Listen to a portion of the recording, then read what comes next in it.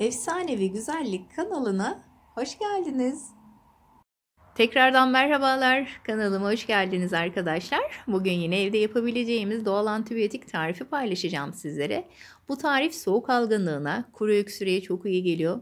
Üst solunum yolu enfeksiyonu sonucu oluşan boğaz ağrılarını ve geniz akıntılarını ortadan kaldırıyor. Bağışıklık sistemimizi güçlendiriyor.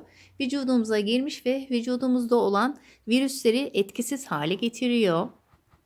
Malzemelerimiz: bir orta boy kuru soğanımız, bir tane limonumuz, 4 diş sarımsak, 1 çay bardağı pekmez, bir parmak kadar da rendelenmiş zencefilim var. Ben hemen yapılışına geçmek istiyorum. Ben daha önceden malzemelerimi hazırlamıştım. Bir orta boy kuru soğanı küp küp doğramıştım. Kavanozuma alacağım.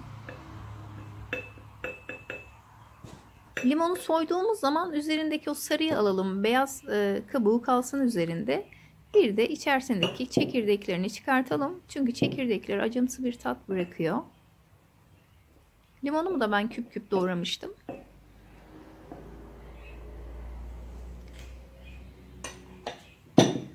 Bir parmak kadar zencefilimi ben rendelemiştim. Onu da ilave ediyorum.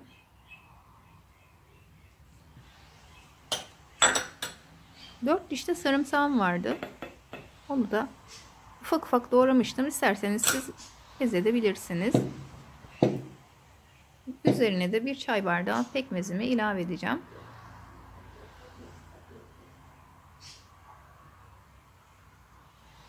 Bal da tercih edebilirsiniz. Ben bu tarifte pekmezi daha çok seviyorum.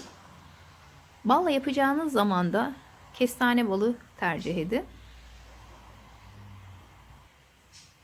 Şeker hastalığınız var ise bu karışıma pekmez ve bal yerine bir bardak yoğurt ilave edebilirsiniz. Taze zencefil yoksa da bir kaşık toz zencefil ilave edebilirsiniz. Pekmez, bal yoksa da bu tarifi sadece sarımsak, soğan ve limonla da yapabilirsiniz. Karışımımız hazır.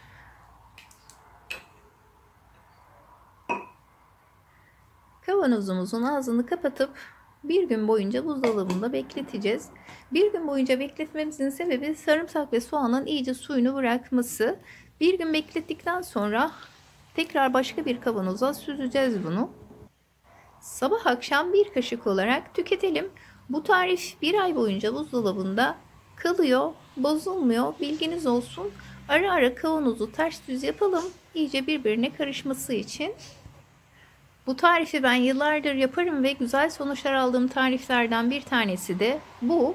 Ben genellikle yapıp güzel sonuçlar aldığım tarifleri sizlerle paylaşmaya çalışıyorum. Kış aylarında benim buzdolabımda bu tarz kendi yapmış olduğum doğal antibiyotiklerim vardır. Oğluma da kullandırırım, kendim de kullanırım. Bu tarifi 1 yaş üstü çocuklara da sabah akşam bir çay kaşığı verebilirsiniz. Bu karışımın vücudumuza o kadar çok faydaları var ki gerçekten saymakla bitmez.